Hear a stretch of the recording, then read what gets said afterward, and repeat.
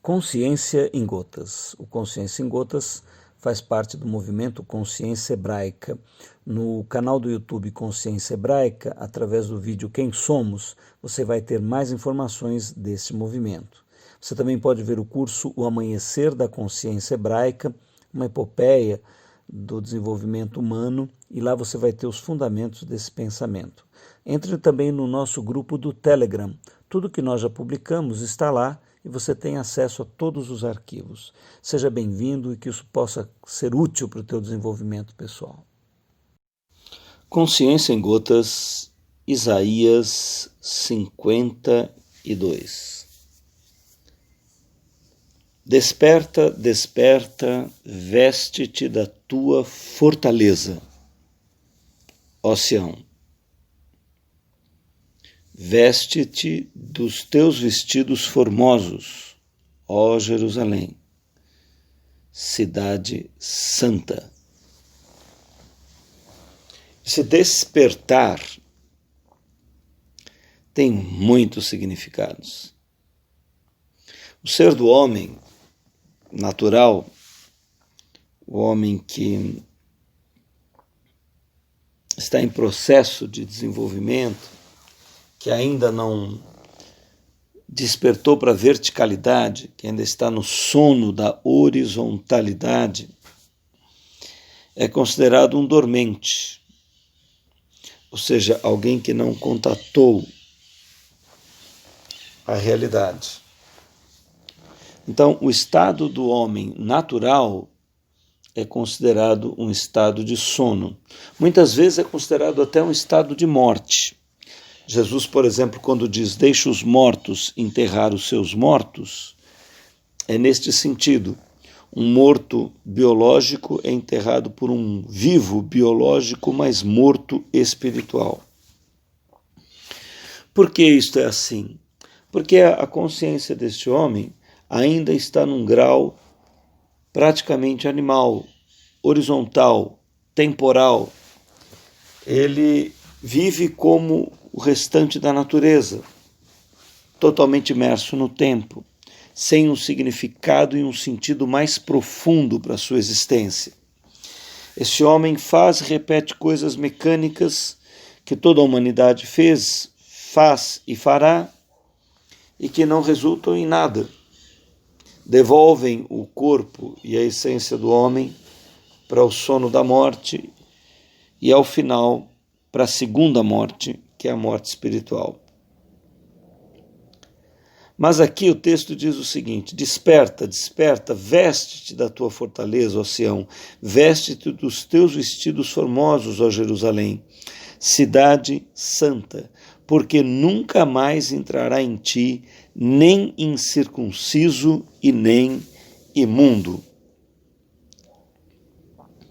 Então ele está tratando de um ponto da história humana, da evolução humana, aonde os filhos de Deus já estão gerados e aonde aqueles que dormiram no tempo, despertaram e não realizaram o seu ser, entrarão na segunda morte, que é a morte espiritual, que está em Apocalipse, você pode procurar lá. E aqui ele está dizendo que Sião e Jerusalém representam o coletivo da formação dos seres humanos, a imagem e a semelhança da divindade, cumprindo Gênesis 1:26. Façamos um ser à nossa imagem e semelhança. E é evidentemente, para não entrar mais incircunciso, ou seja, a circuncisão, vocês devem saber, é aquele sinal feito no órgão sexual masculino de todo hebreu, de todo judeu. Então, é ali um sinal de aliança. Você pergunta, ora, mas do corpo humano, Yahvé Elohim Adonai não poderia encontrar um outro lugar para fazer um símbolo da sua aliança com a humanidade? Não, não poderia, porque é exatamente na área sexual que, pela genética, o Messias seria gerado. E é a área sexual que vai trazer, formar o primeiro homem gerado à imagem e semelhança de Deus. Mas não a sexualidade horizontalizada, como nós vemos na sociedade de um modo geral, que não vê outro sentido para a sexualidade senão a reprodução ou o prazer extremo. As únicas duas dimensões da sexualidade. A ética e a realização espiritual através da sexualidade é pouco enxergada, pouco vista. Mas na mística, no mistério da relação do homem com o divino e com o sagrado, a sexualidade entra como um fator ético de integração do homem com o ser da divindade.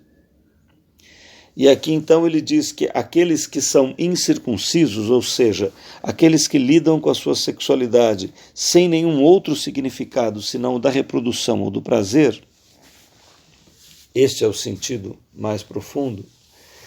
E os imundos, ora, puro é aquele que consegue alinhar a sua consciência a um único propósito. Ou seja, o propósito máximo da sua vida é a realização cósmica do seu ser na divindade.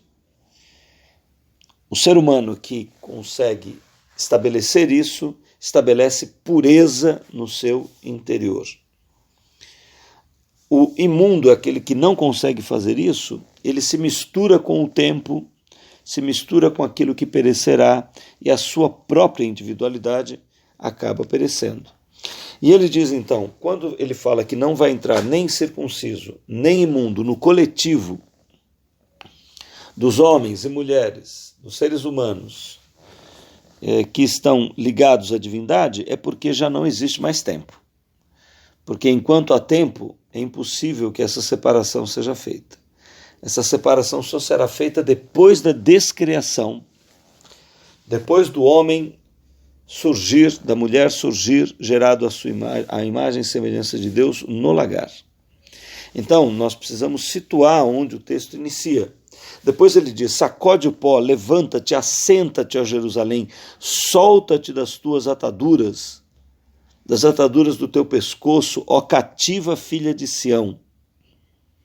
Porque assim diz o Senhor, por nada fostes vendidos, também sem dinheiro sereis resgatados. Olha, isso daqui é de uma profundidade, pessoal, que está de Gênesis Apocalipse aqui. Por quê?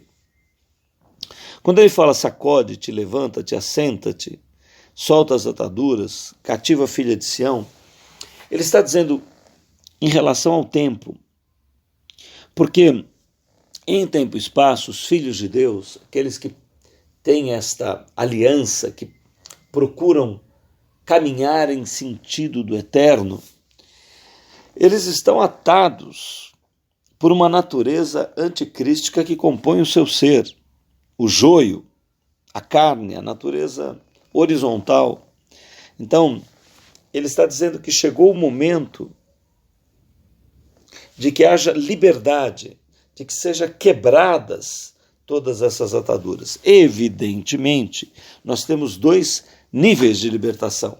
O primeiro, quando você entrega a tua vida, quando você se entrega ao sagrado e começa uma senda, um caminho luminoso em direção ao eterno.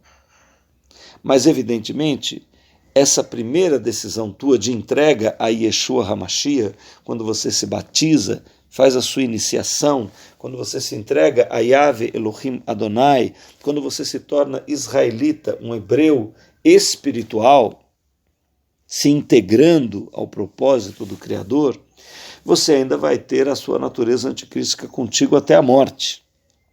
Só a morte é a foice que separa a nossa natureza anticrística da crística. E se a nossa consciência estiver cristalizada no nosso elemento crístico, então seremos gerados à imagem e semelhança de Deus. Mas esta cristalização, esta mudança, essa conversão é feita pelo quê?